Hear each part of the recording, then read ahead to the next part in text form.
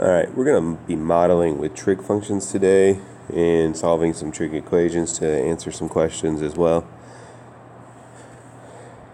So, not a lot of new stuff to go over besides some examples. So, here we're asked to solve for the unknown sides and angles of the triangle. So, it doesn't matter where we start. If we want to start by finding this side down here, that's just the Pythagorean theorem. So, we're going to have to do 7 squared plus b squared equals 15 squared. And then we just solve that for b squared by subtracting the 49 from the 225. And that gives me b squared is 176. And I do the square root of that. And then, again, we can use that in our answer to find the angles for A and B. I prefer not to, though. So across from A is 7, and 15 is the hypotenuse. So A is going to be inverse sine of 7 over 15, which is 27.81 degrees. And then B, I'm using the same two numbers with the 7 and the 15, except for B, that's the adjacent side and the hypotenuse. So that's going to be cosine inverse. And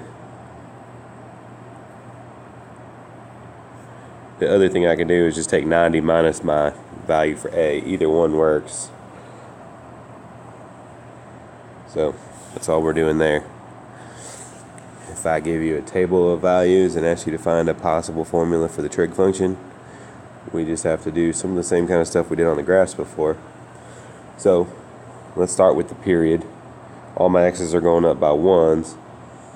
I go -2, 4, 10, 4, -2, 4, 10.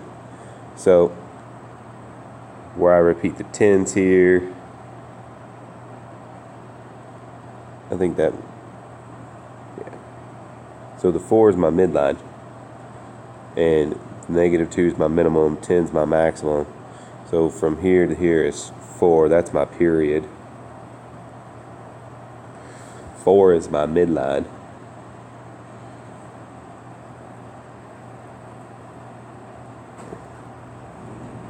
Alright. So how else can we figure that out? My minimum value is -2, my max is 10. If I add those two together and divide by 2, I get 4, which is my midline. Alright, so I can do that a couple ways. My amplitude is going to be 10 minus -2 divided by 2,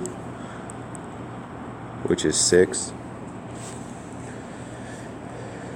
My b value in this is going to be 2 pi divided by my period 4, which is equal to pi over 2. So we're doing a lot of the same stuff we did with the graphs, except it's just in a table. And now we got to do a couple things. Alright, we got to notice for sine, if I'm going to do sine, my midline is shifted right 1.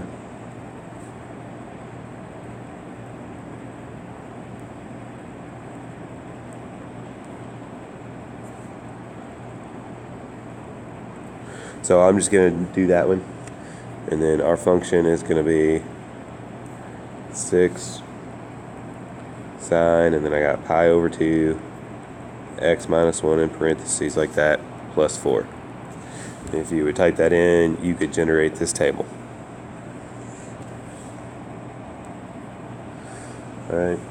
Now, a lot of these modeling problems and application problems are going to be word problems, which we've done a few kind of like this before.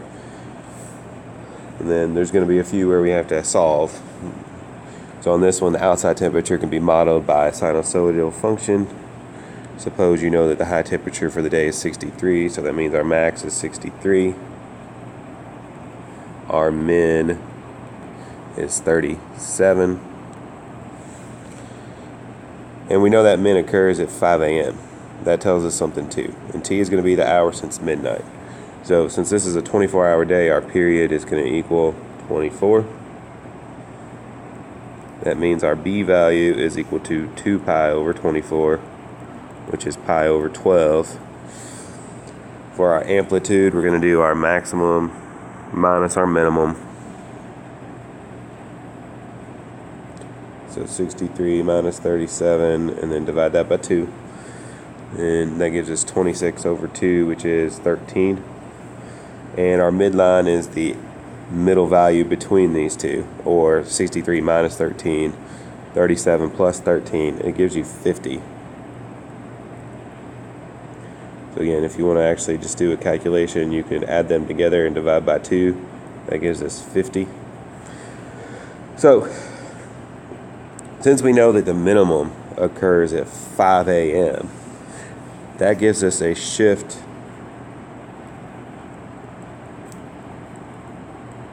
right of 5. And since that's a minimum, and we would normally have that on the y-axis, we're going to make this a negative cosine function. So I'm going to have negative 13 cosine pi over 12. In this case it's t. I need to put a t there. Minus 5. And then plus 50. That function models the situation that we have.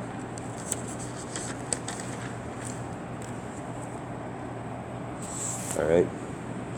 So, same kind of situation, except for we're asked to find the temperature at 9 a.m.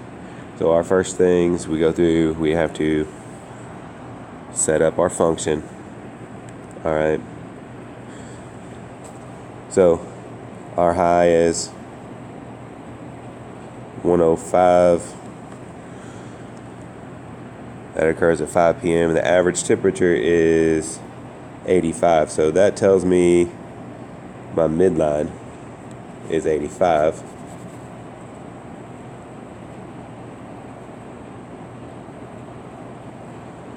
Alright, since my midline is 85, I find my amplitude by taking 105 minus 85, so that's 20.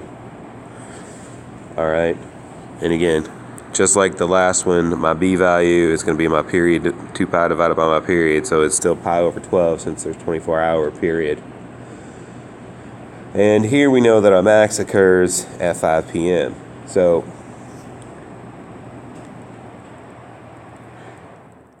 we've got to shift a maximum value to that.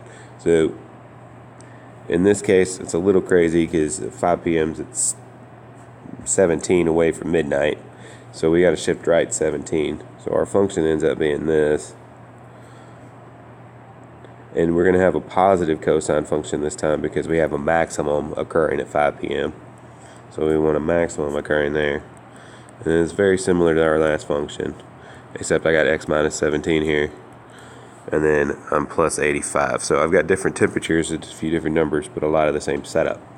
And then to answer the question, find the temperature at 9 a.m., I just need to find d of 9. So I plugged that 9 in for my time, and here I did it again. Up here I wrote x instead of t. And then I'm going to do 9 minus 17, and then plus 85. And when you calculate that, you find out that the temperature is 75 degrees.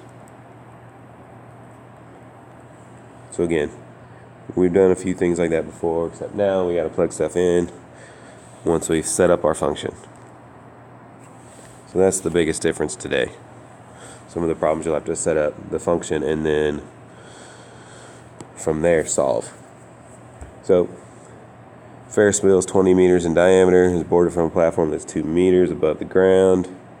So here's our Ferris wheel, not drawn to scale. It's 20. This is 2. And then the bottom is the 6 o'clock position. It's level with the loading platform. 1 full revolution in 6 minutes. So that means our period is 6 minutes. Alright. Our maximum value is going to be 2 plus 20, 22. Our minimum value is going to be 2. So our midline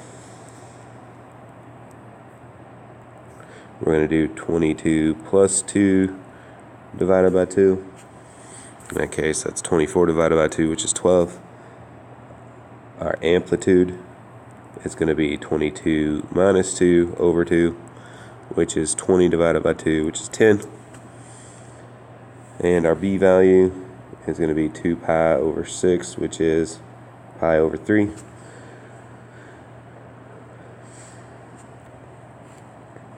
And for our function, we want it to be at a minimum when I'm at the 6 o'clock position, which is time of 0. So I'm going to do a negative 10 there in front of the cosine, pi over 3 t, and then plus 12. So that's the first part of the problem. The second part of the problem says how many minutes of the ride are spent higher than 13 meters above the ground. So that's where we have to plug this in. So I've got 13 equals negative 10 cosine pi over 3t plus 12. And we have to solve this for time. Now we're going to get two values of time here.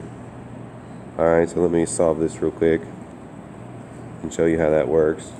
So we're doing like we did the last couple days. So you get negative 1/10 equals cosine pi over 3t. And I'm going to go ahead and substitute u being pi over 3t here. And then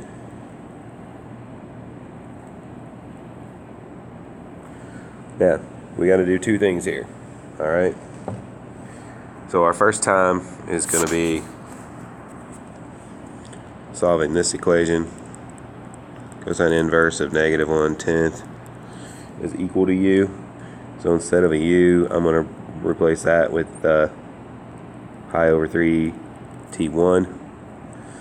And my other solution is going to be 2 pi minus the cosine inverse of negative 1/10.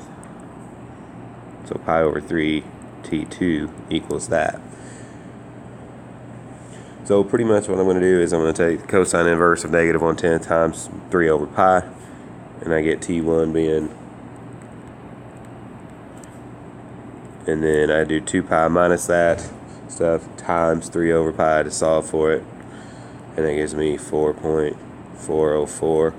And then to find the total time, I just do t2 minus t1, and that equals 2.808 minutes. So that's the time spent above 15. So again, it takes some practice, it takes some time. Just work on them, give them a try.